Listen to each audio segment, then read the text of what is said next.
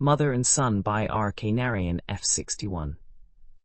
Adapted and modified by Kulwant Singh Sandhu. Contents: 1 Mother and Son, 2 Comprehension, 3 Grammar page. 1 Mother and Son by R K Narayan. Ramu's mother waited till he was halfway through dinner and then introduced the subject of marriage. Ramu merely replied, "So you are at it again." He appeared more amused than angry, and so she brought out her favorite points one by one. Her brother's daughter was getting on to 14, the girl was good-looking, and her brother was prepared to give a handsome dowry. She, Ramu's mother, was getting old and wanted a holiday from housekeeping. She might die any moment, and then who would cook Ramu's food and look after him? And the most indisputable argument, a man's luck changed with marriage. The harvest depends not on the hand that holds the plough, but on the hand which holds the pot. Earlier in the evening, Ramu's mother had decided that if he refused again, or exhibited the usual sullenness at the mention of marriage, she would leave him to his fate. She would leave him absolutely alone, even if she saw him falling down before a coming train. She would never more interfere in his affairs. She realized what a resolute mind she possessed, and felt proud of the fact. That was the kind of person one ought to be. It was all very well having a mother's heart and so on, but even a mother could have a limit to her feelings. If Ramu thought he could do what he pleased just because she was only a mother, she would show him he was mistaken. If he was going to slight her judgment and feelings, she was going to show how indifferent she herself could be. With so much preparation, she broached the subject of marriage and presented a formidable array of reasons. But Ramu just brushed them aside and spoke slightingly of the appearance of her brother's daughter. And then she announced, "This is the last time I am speaking about this. Hereafter I will leave you alone. Even if I see you drowning, I will never ask why you are drowning. Do you understand?" Yes. Ramu brooded. He could not get through his intermediate, even at the 4th attempt. He could not get a job, even at 20 rupees a month. And here was mother worrying him to marry. Of all girls, his uncle's. That protruding tooth alone would put off any man. It was incredible that he should be expected to marry that girl. He had always felt that when he married, he would marry a girl like Razia, whom he had seen in 2 or 3 Hindi films. Life was rusty and sterile, and Ramu lived in a stage of perpetual melancholia and depression. He loafed away his time, or slept, or read old newspapers in a free reading room. He now sat before his dining leaf and brooded. His mother watched him for a moment and said, "I hate your face. I hate anyone who sits before his leaf with that face." A woman only 10 days old in widowhood would put on a more cheerful look. "You are saying all sorts of things because I refuse to marry your brother's daughter," he replied. "What do I care? She is a fortunate girl and will get a really decent husband." Ramu's mother hated him for his sullenness.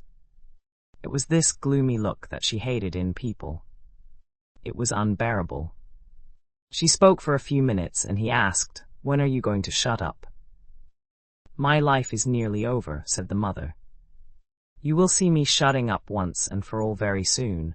Don't be impatient. You ask me to shut up. Has it come to this?" "Well, I only asked you to give me some time to eat." "Oh yes. You will have it soon, my boy. When I am gone you will have plenty of time, my boy." Ramu did not reply. He ate his food in silence. "I only want you to look a little more human when you eat," she said. "How is it possible with this food?" asked Ramu. "What do you say?" screamed the mother. "If you are so fastidious, work and earn like all men. Throw down the money and demand what you want. Don't command when you are a pauper." When the meal was over, Ramu was seen putting on his sandals. "Where are you going?" asked the mother. "Going out," he curtly replied and walked out, leaving the street door ajar. Her duties for the day were over. She had scrubbed the floor of the kitchen, washed the vessels and put them in a shining row on the wooden shelf, returned the short scrubbing broom to its corner, and closed the kitchen window. Taking the lantern and closing the kitchen door, she came to the front room. The street door stood ajar. She became indignant at her son's carelessness. The boy was indifferent and irresponsible, and didn't feel bound even to shut the street door. Here she was wearing out her palms, scrubbing the floor night after night. Why should she slave if he was indifferent? He was old enough to realize his responsibilities in life.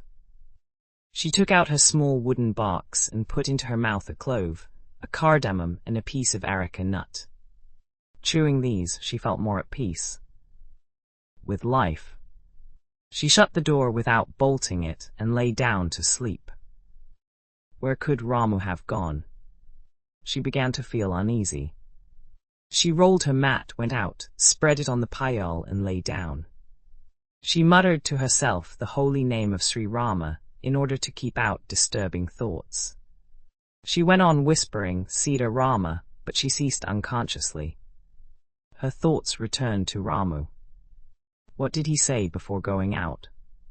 I am just going out for a stroll, mother, don't worry. I shall be back soon. No, it was not that. Not he. Why was the boy so secretive about his movements? That was impudent and exasperating. But she told herself she deserved no better treatment with that terrible temper and cutting tongue of hers.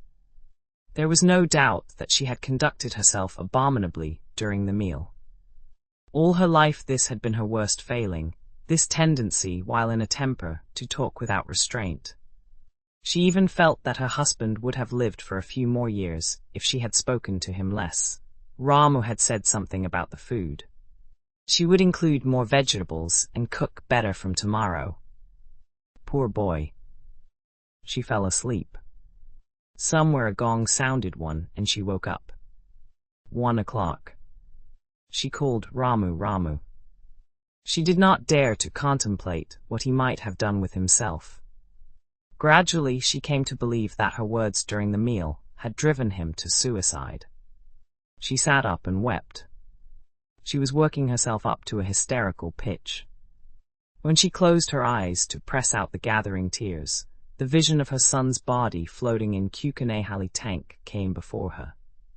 His striped shirt and mildodi were sodden and clung close to his body. His sandals were left on one of the tank steps. His face was bloated beyond all recognition. She screamed aloud and jumped down from the payal.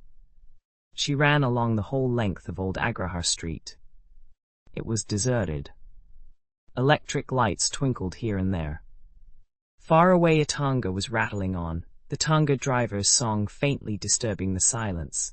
The blast of a night constable's whistle came to her ears, and she stopped running.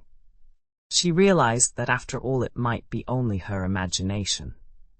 He might have gone away to the drama, which didn't usually close before 3 in the morning. She rapidly uttered the holy name of Sri Rama, in order to prevent the picture of Kukanehali tank coming before her mind. She had a restless night. Unknown to herself, she slept in snatches and woke up with a start every time the gong boomed. The gong struck 6 through the chill morning. Tears streaming down her face, she started for Kukanehali tank. Mysore was just waking to fresh life. Milkmen with slow cows passed along. Municipal sweepers were busy with their long brooms. 1 or 2 cycles passed her. She reached the tank, not daring even once to look at the water.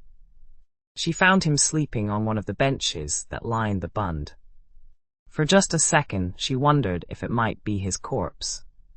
She shook him vigorously, crying Ramu. She heaved a tremendous sigh of relief when he stirred. He sat up, rubbing his eyes. Why are you here, mother? What a place to sleep in. Oh, I just fell asleep, he said. Come home, she said. She walked on and he followed her.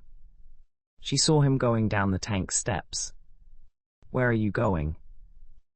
Just for a wash, Ramu explained. She clung to his arm and said vehemently, No, don't go near the water. He obeyed her, though he was slightly baffled by her vehemence. Too comprehension. Question 1. What topic does Ramu's mother bring up during dinner that leads to an argument? Question 2. Why does Ramu's mother get angry when he leaves the house after dinner?